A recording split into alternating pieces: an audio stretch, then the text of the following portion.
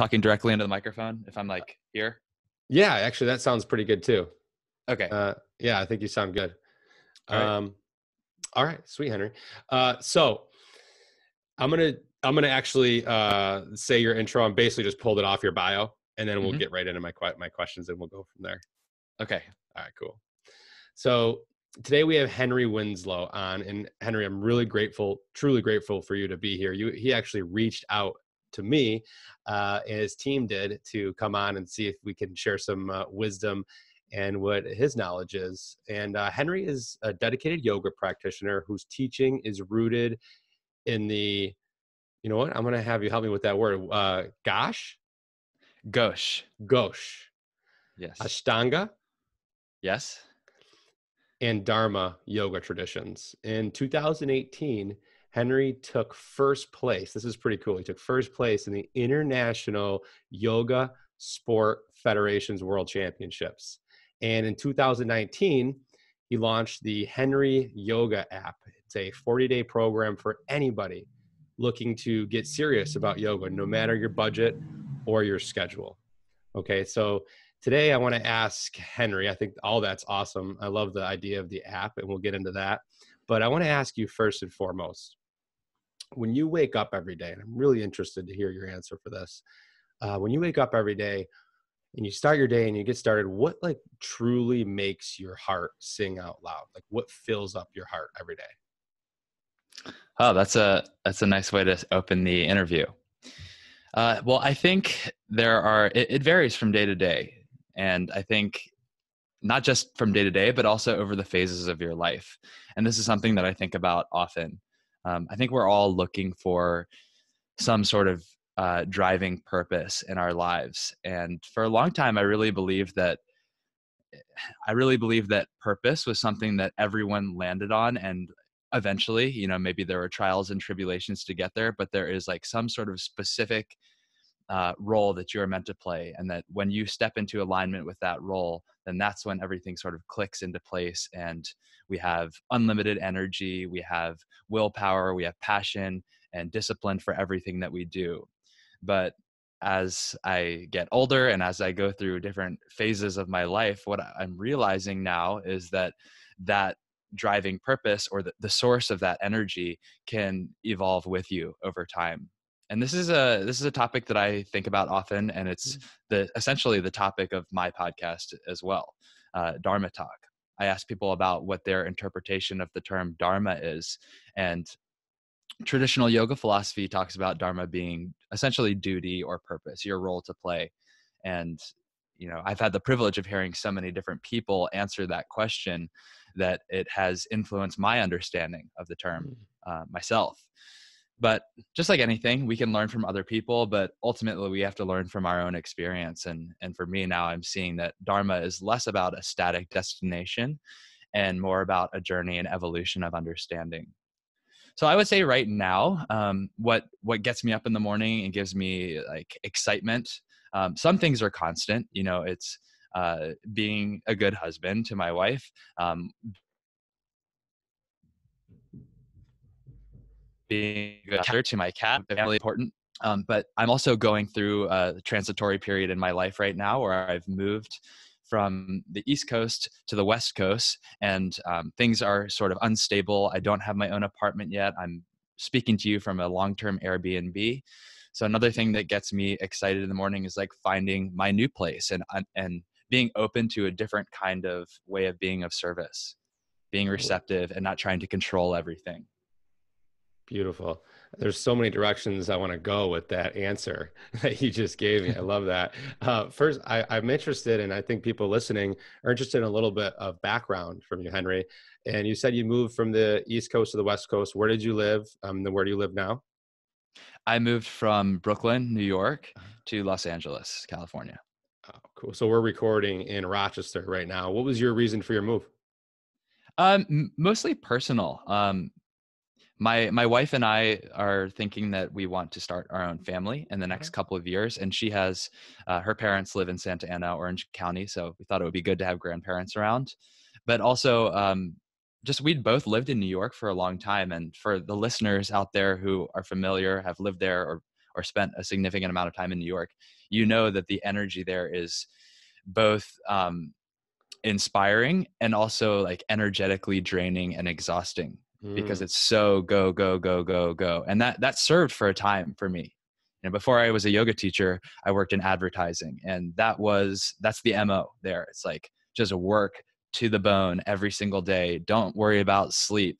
Just like stress is not a concern. And at this point in my life, obviously I moved away from that a bit by going into yoga teaching and moving from Manhattan to Brooklyn and made those little lifestyle tweaks. But at this point in my life, I'm ready to not live in New York. And I tried to Okay. move out once before, but Oh, I ended up you made crawling an back. attempt before and it brought you back. Yeah. Yeah. Did advertising bring you back? Like business brought you back to New York, or was this before yoga and stuff?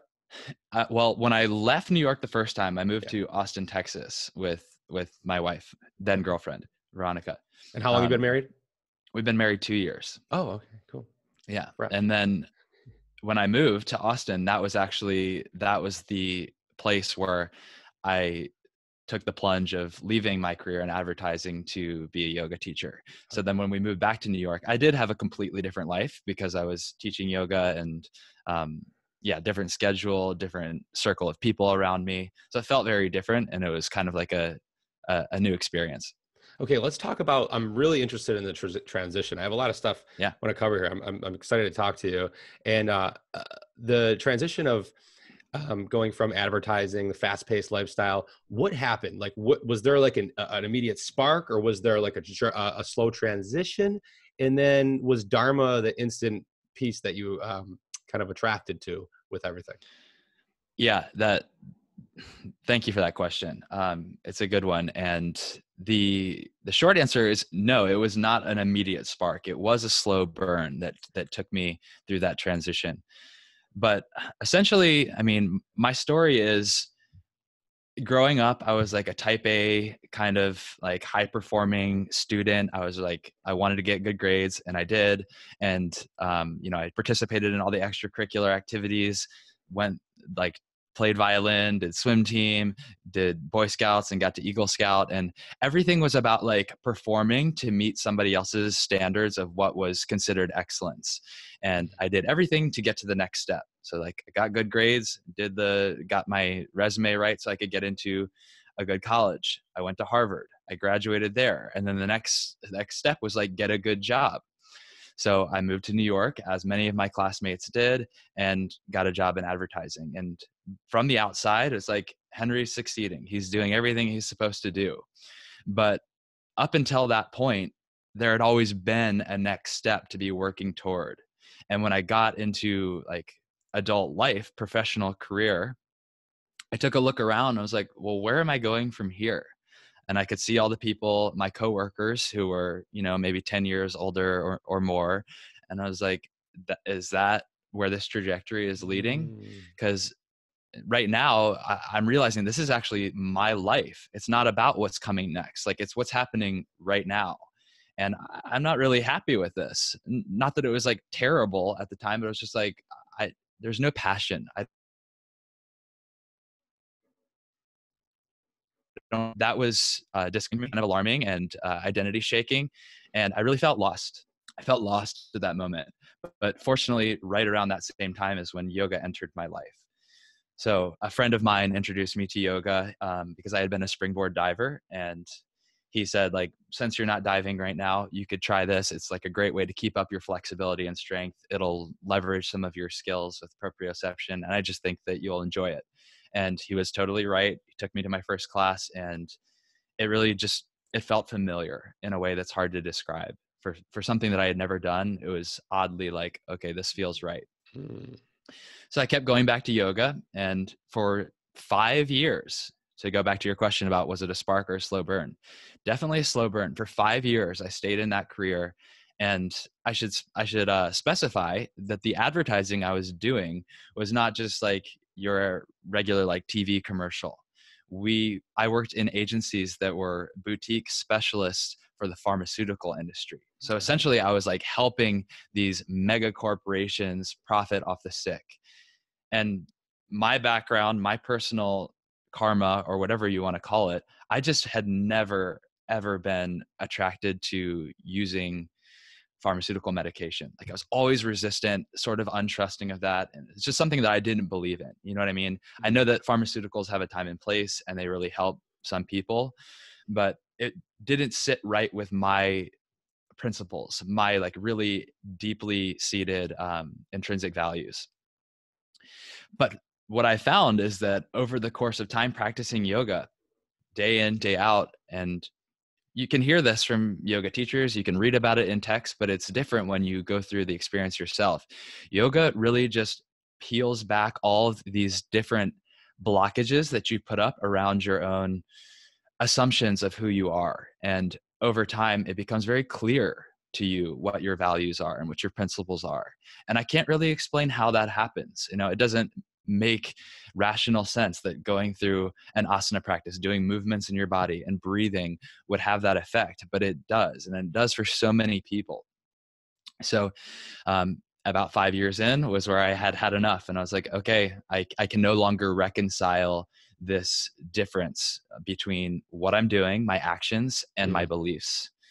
So with the encouragement of my wife and the encouragement of some mentors who had been teachers of mine, yoga teachers of mine, Yeah. I went for it. And I mean, financially, you had to have taken a dip, right? Yes. So how does, no question. that's one of my listeners. I get that a lot, like, cause people have these transitions, and one of the biggest struggles, and I struggle with it too, is how do you make that transition knowing that your income is going to be cut in 10th or half or whatever, a third, whatever, you know, how do you get through that? Yeah.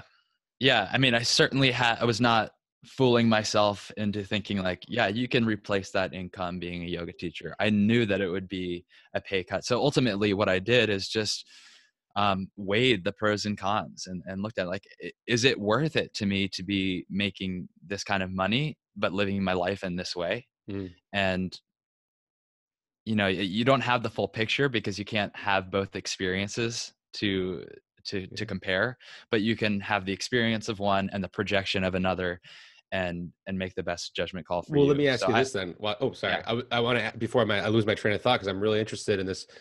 Were you living a lifestyle? Because again, this is kind of along the line. Were you living a lifestyle where you needed to make that much, or were you able to say, okay, I can peel back a little bit very quickly here and make that move?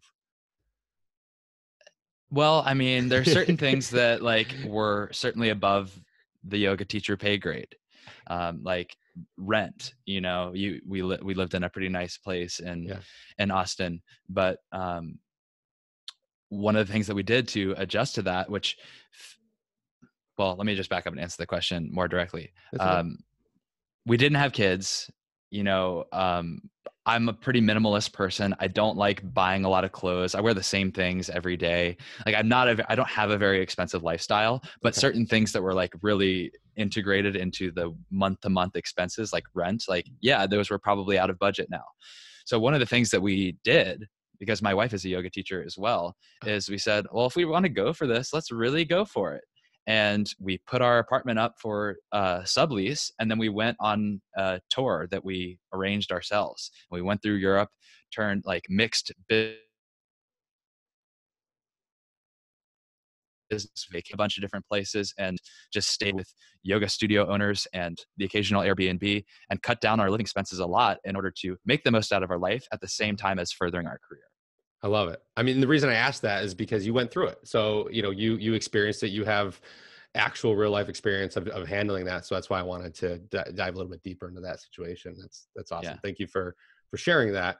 Um, let's see.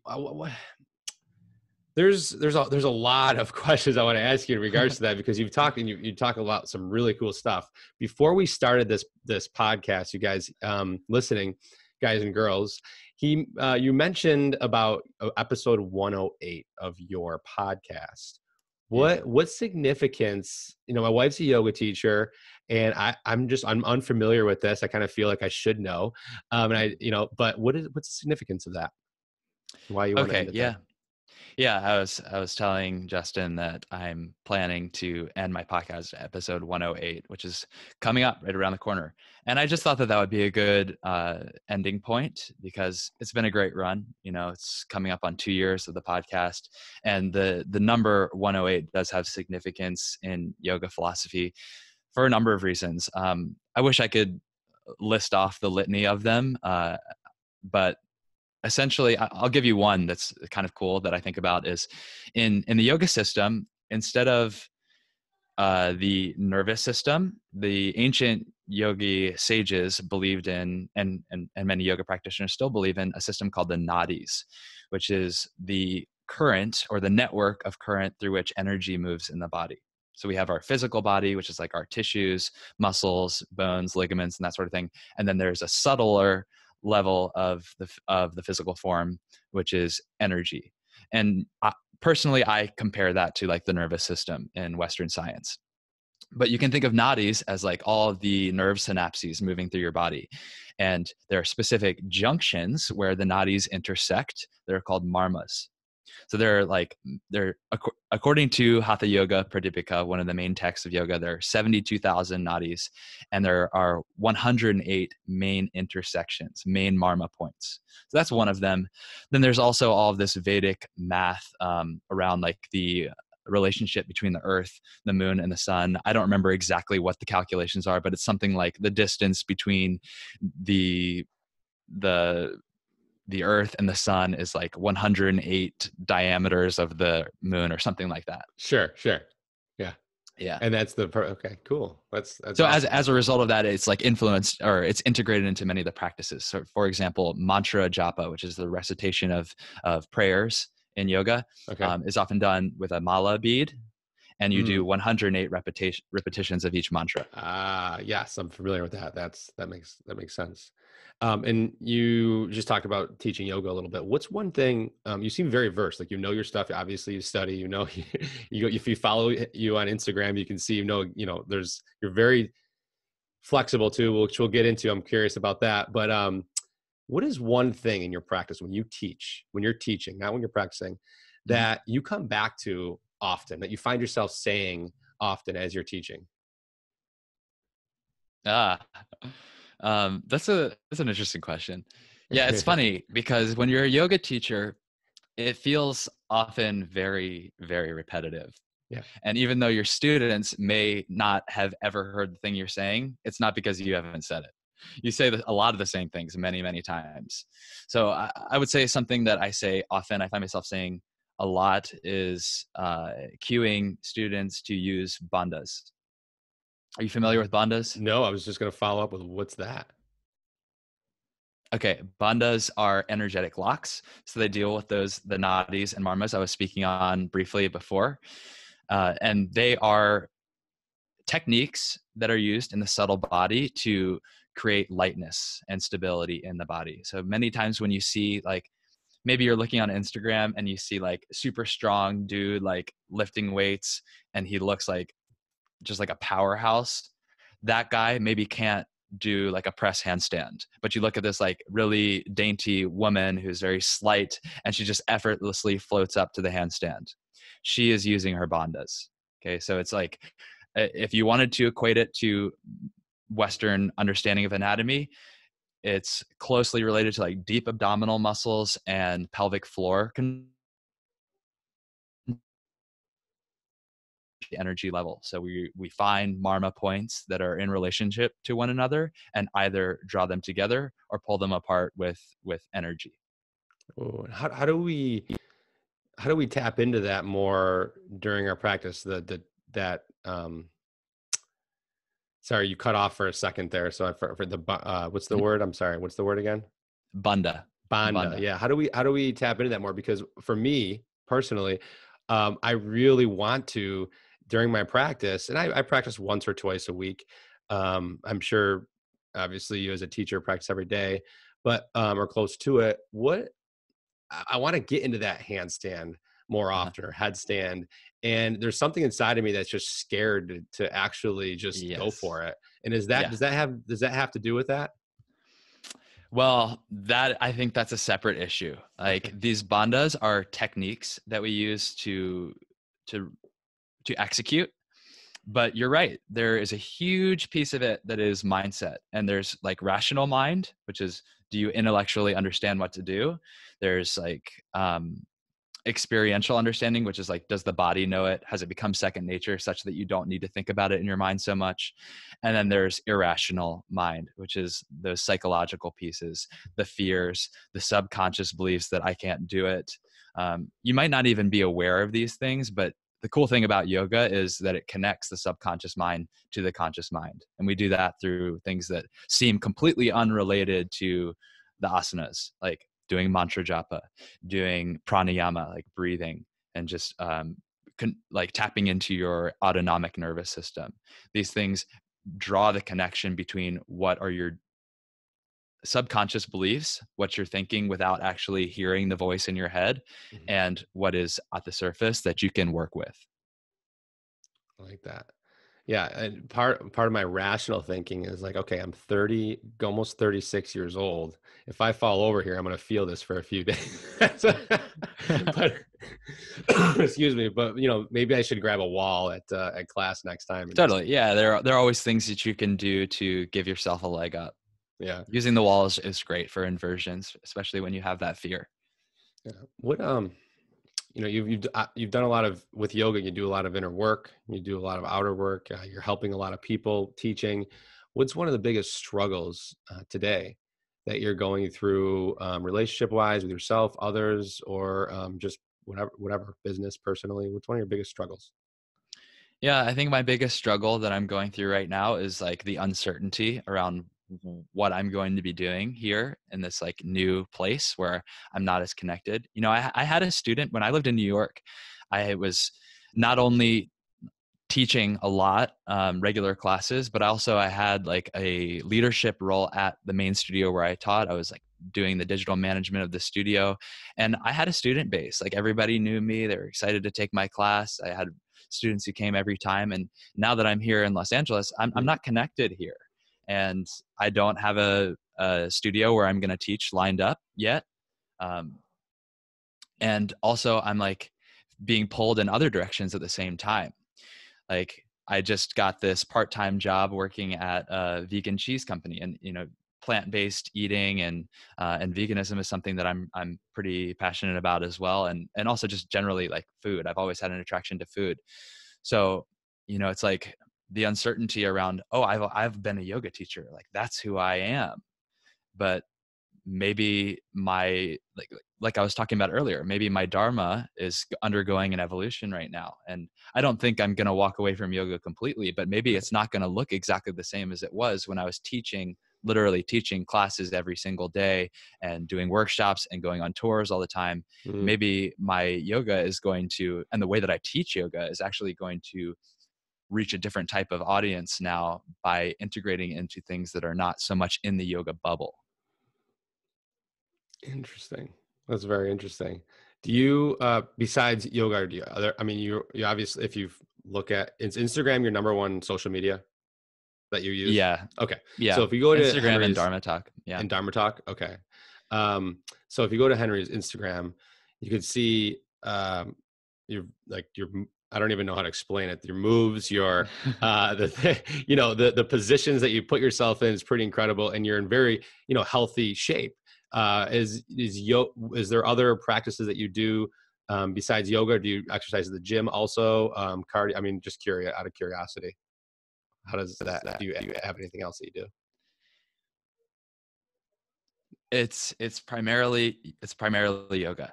But what I will say is yoga practice is such a broad term that it can look like a lot of different things Okay. to a lot of different people. And my yoga practice is very rigorous. It's very like, yes, there's like, it's absolutely like a spiritual practice for me. It is a sadhana. But what I found since moving from my home, my community where I was practicing and teaching to Los Angeles and seeing what the class looks like over here is that I think mine is exceptionally physical in the sense that like I really put a lot of emphasis on moving through every direction of the body, energetically speaking, and every inch of the body. So for me, a physical yoga practice, an asana practice, has to engage the spine in all different directions. So backward bending, forward folding, side bending, twisting, and forward rounding. That doesn't seem to be a priority necessarily for everyone.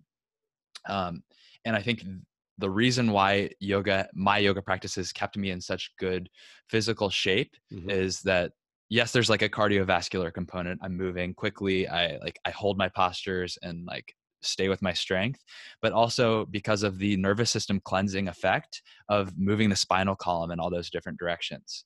Wow.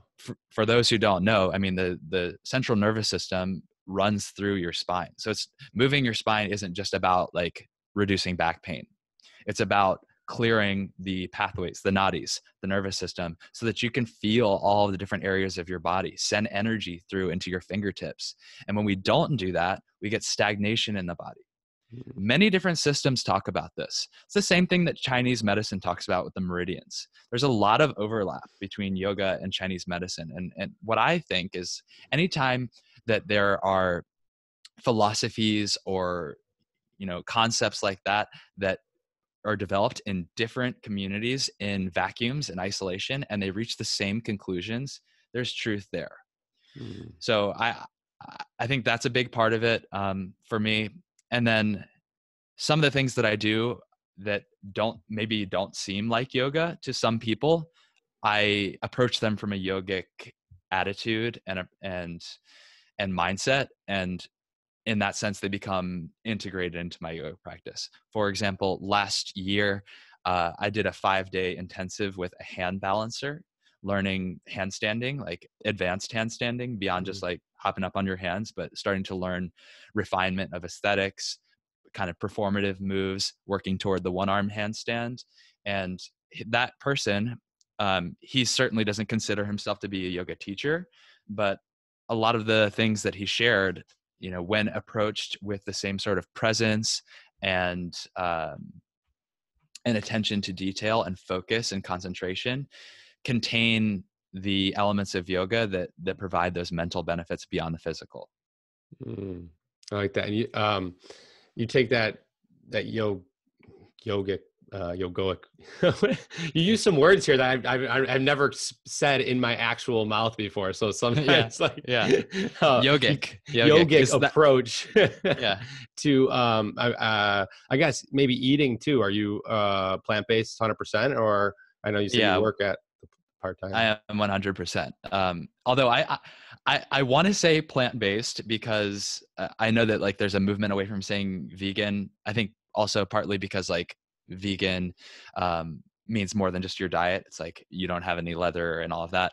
I'm not fully there. I mean, my car has leather seats. But the reason why I'm like I'm not aligned with plant-based is because I love mushrooms. I eat mushrooms. I think they're amazing. They're not plants, and they need to get proper treatment. They need to get the respect they deserve. Wait, mushrooms aren't plants? No, they're fungi. They're fungi, but that's not considered like a plant. Like a fungi is not considered. Totally separate kingdom. So this is new to me. Okay, I mean, so plant-based individuals don't eat mushrooms. No, they do. I'm being nitpicky about the terminology. I'm like, plant-based isn't a good term because it excludes the mushrooms. I see. That's great. So how does all this, everything we talked about, how does it affect compared to like before when you were in advertising? How does that affect the relationships you have with your spouse, with your friends, with your family, with your coworkers? I mean, how does all this affect that daily life? Did you get that, or did I freeze? You froze for a little bit. Okay. I think I got the gist of it. You said, well, I'll let you ask the question again. Yeah, I'll try. So everything we've talked about today so far, like how has all that affected your relationships with your spouse, your coworkers, your family, compared to like when you were before in the advertising industry to now when you're more like present, more centered and that? Yeah. Well, it's hard to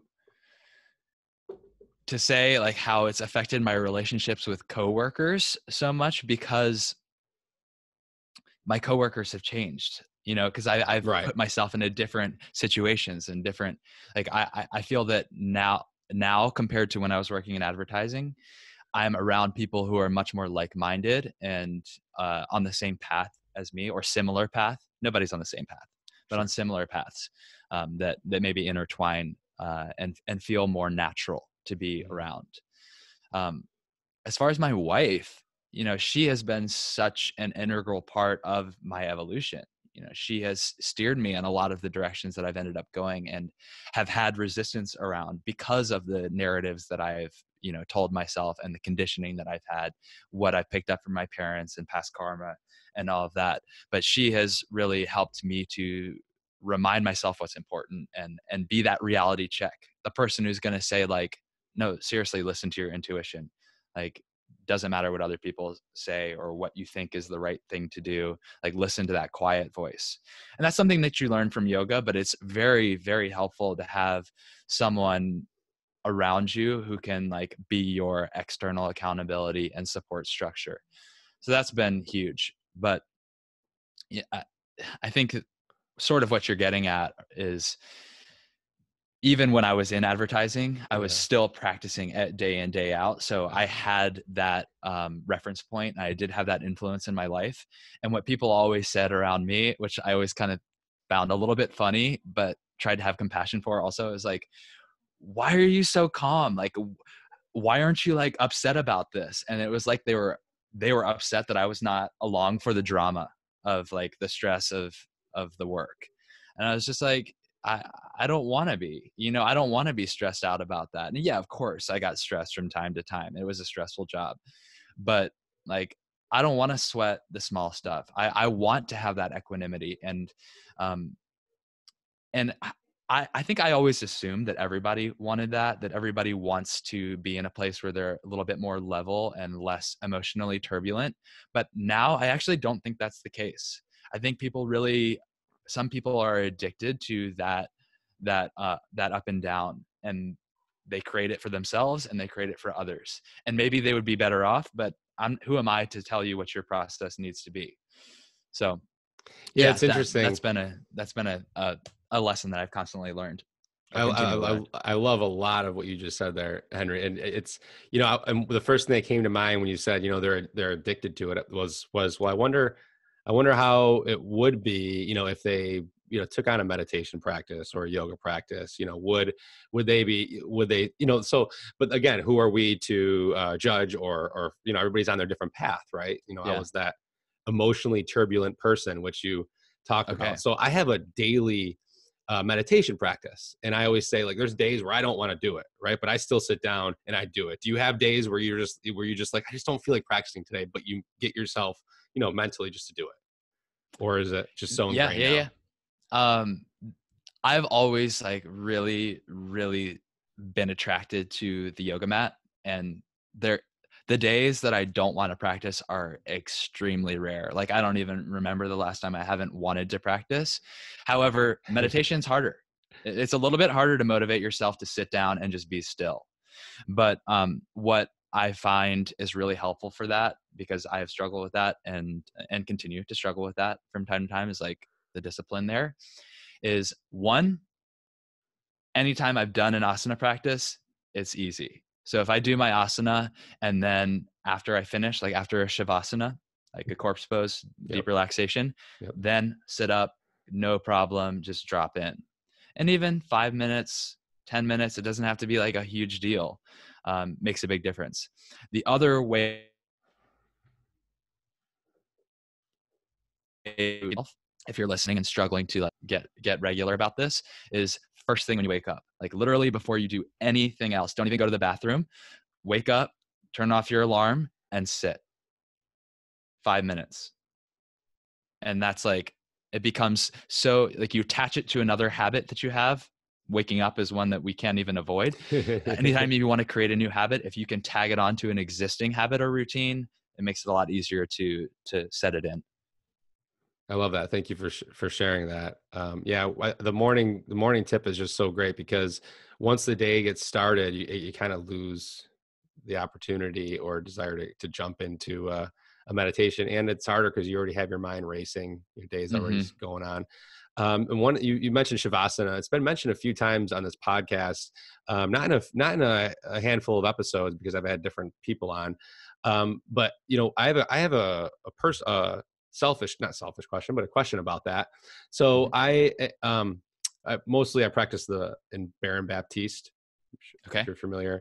That's just where the type of yoga my wife teaches, Hmm. and Baptiste yoga. And at the end, there's the Shavasana. And lately in class, what I've been doing is instead of the corpse pose and Shavasana, I just get up during that time and do like my meditation or another Ah. meditation practice. Hmm. I mean, I just do it, and I haven't even talked to my wife about it. But I mean, do you see benefit to that, or should I stay in the? Do you suggest to stay in the corpse pose and just enjoy that? um, well, there are a couple things to consider there. Yeah. When you're in a group class setting, I think it's good to be a little bit mindful of what other people are doing so that you don't disrupt anyone. That being said, in Shavasana, I don't think you're going to disrupt anyone because their eyes are closed and you're probably quite quiet. You're not like shuffling around doing a handstand or something. Um, but the other difference that I would say between Shavasana and a seated meditation is that in a seated meditation, at least for me, I'm typically trying to stack my spine. I'm trying to get my spine up straight and find the connection from lowest point on the spine and the pelvic floor to the crown of the head, lining up the chakras and putting Sushumna Nadi, the main center channel, into a straight line so that energy can flow through. Kundalini energy can move through the spine. In Shavasana, it's complete relaxation, complete disengagement of any sort of effort Mm. whatsoever. And that's important at the end of an asana practice because Uh, we build up so much energy, contracting, resisting, squeezing, pulling, pushing, that you have to honor that effort with the total release to get that balance of hatha, like sun and moon. Yin and yang in Taoism. We're looking for the surrender after all of that hard effort. That So was I such do an think aha Shavasana is really moment. important. That was such an aha moment for me. So thank you so much for sharing that, because that makes total sense, because you go through that process and it's really important to follow through the entire thing. Hmm. And the way you explain that makes complete sense. And I'm looking back at the moments that I've been doing that recently, and I can see that fight of keeping my spine straight and actually wanting to just lay down and Yeah, complete that. So that's a we should very, do it. yeah, no, I'm Give yourself the gift. Lie you're down. yeah, you're 100%, and I'm glad that maybe there was a purpose I had you on here just for my own benefit, no one else's benefit, just mine. Yeah. No, it's funny. Um, so, oh man, so I lost my train of thought of what I was going to ask you, because uh, crap. Because you're just thinking about your next Shavasana and how Yeah, I great was it's going thinking to be. about that, and I wanted to ask you something in relation to it. Oh, yes.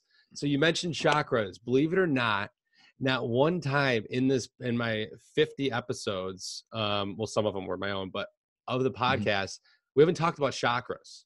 Okay. So, Yeah. um, why don't we go in for the audience listening a little bit more of what that means, what it is. There's 5 of them, and I'm sure you're familiar with them, right? You're versed enough to talk. Yeah. Yeah. Yeah. I can do a little primer on the chakras. No Yeah, problem. and we don't have to go too scientific or whatever, but just a Yeah. a basic explanation for the people listening. Sure. Yeah. Yeah. Yeah. Sure. Okay. So remember when I was talking about the modalities? So You still hold on, there? you just froze a bit. I think your Okay. internet Yeah. your internet cuts in and out a little bit here, but that's okay. Okay. Sorry about that. That's okay. Um, so before, when I was speaking about the marmas, remember the intersections of the nadis? Chakras are like super marmas. They're energy centers in the body, and the main ones that people talk about most often are run up and down the center of the body along Sushumna Nadi, the main center channel of energy in the body. They start at the pelvic floor and they go to the crown of the head. There's 7 main chakras. First one is at the base of the pelvic floor. It's called Muladhara. The color associated with it is red. And psychospiritually, it's related to the ideas of trust, security, survival, basic needs being met. One up from there is there's a sacral chakra. It's called Svadhisthana. The color is orange. It's right between, like on the spine, between the pubic bone and the sacrum. And this one psychospiritually deals with your desires, primal instincts, the things that you want, like the voice of like the impatient child within you that's like, give me the ice cream, or give me sex or whatever. That's probably not a toddler, but you get the idea. Yeah.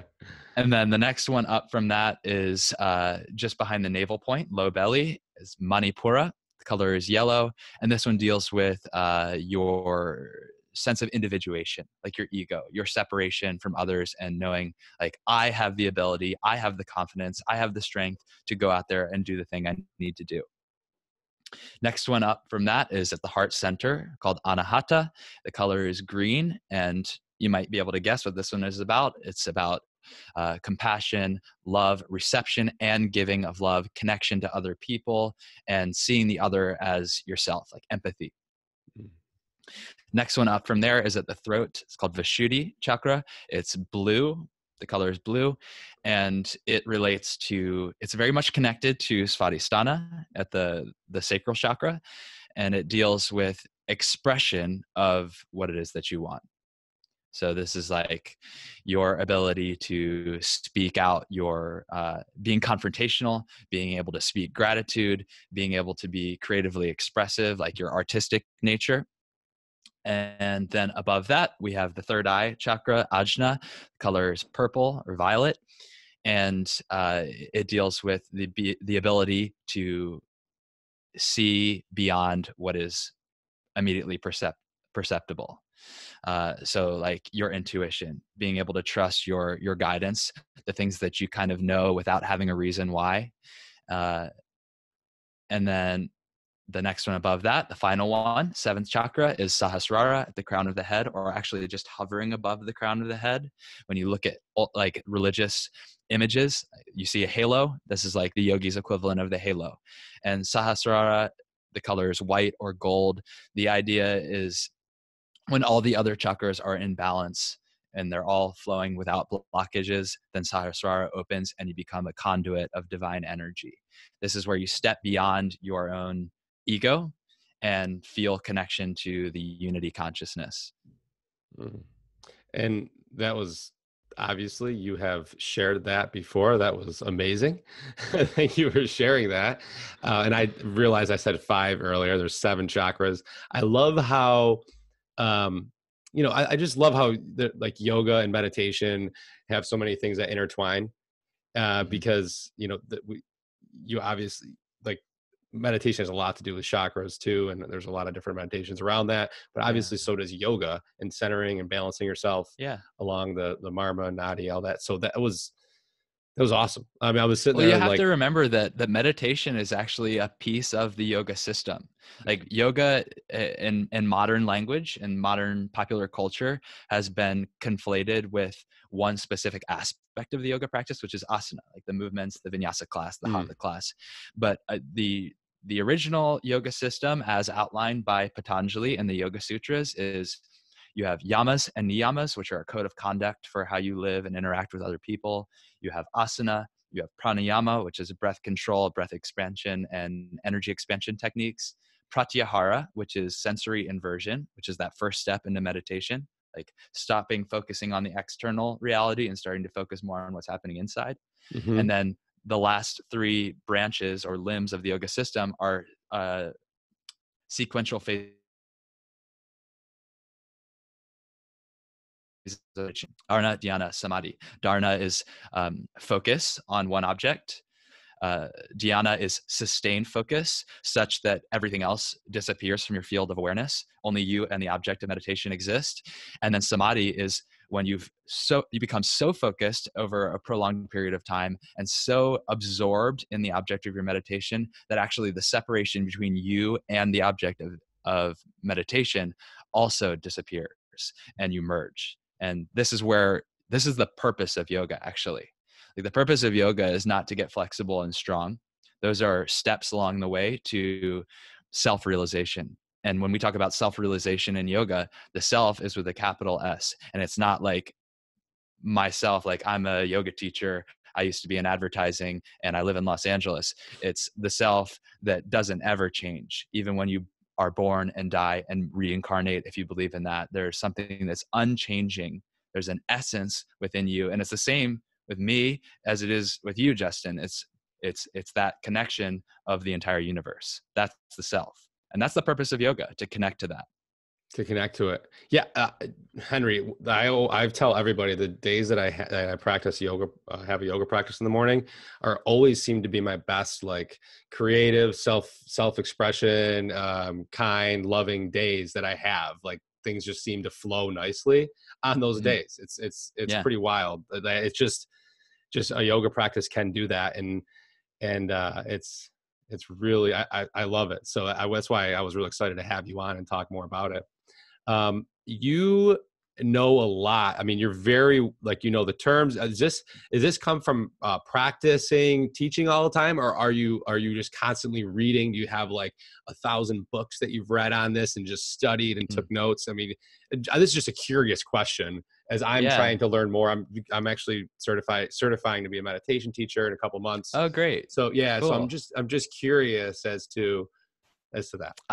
I have read a lot of yoga books. I like reading yoga books, old ones and new ones, like ancient ones and modern takes. But something that, are you familiar with Ashtanga yoga at all? So It's I okay if just you're not. practice, Henry. I'm not like Okay. a deep, you know Yeah. what I mean? Yeah. Well, Ashtanga yoga is one of the popular systems out there. Okay. And the forefather of Ashtanga yoga is a guy named K. Patabi Joyce. And one of his classic quotes is, yoga is 99% practice, 1% theory. And what he means by that is that you can study, you can read the text, but you won't understand until you do it. Like, that's the only way to really learn it.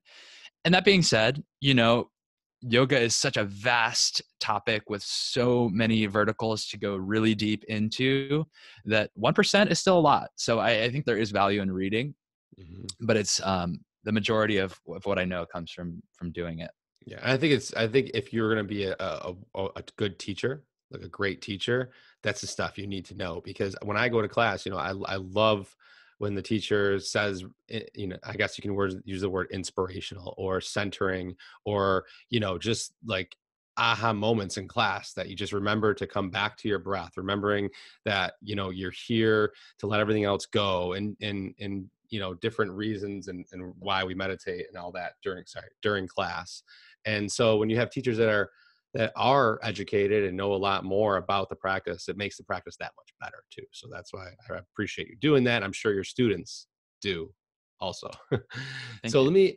let me ask you final question here. I want to ask you if you could go back and say anything to your 18-year-old self and they would listen, what would you tell them? My 18-year-old self. Wow.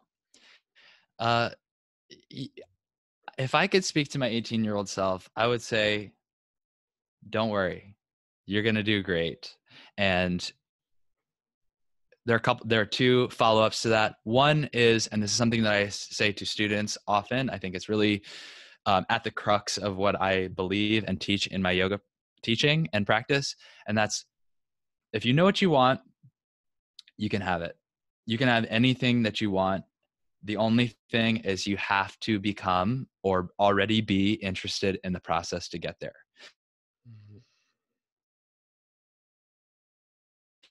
As joy the takes to achieve in your desired field of outcomes, then you can get it. People struggle when they are so attached to the outcome, but they don't like what it takes to get there, because then you end up in a life that you hate. Right. So that's one. You can have whatever you want as long as you enjoy the process and are interested in the process. I love And that. then the number two is, it's okay not to know. It's okay not to know. I love all of that. Thank you so much. And the thing that really hit home with that for me was when you said about enjoying the process, and that just makes me think of like presence, in any situation, Yeah. where even when I'm playing with my kids or hanging out with my wife, if my mind starts to wander about things I have to do or stresses from work, um, I need to come back, be present, and just enjoy the process of being there at that moment. And that's related to work also, right? Just Yeah. being It's there everything. in the process. Yeah, everything, right? True. Exactly. It's So that was everything because awesome. that's all we've got is what's happening right now. Yeah. Yeah. Thank you so much, Henry. I appreciate it. Is there anything else you wanted to add to here that we didn't cover that you were hoping that I'd ask you?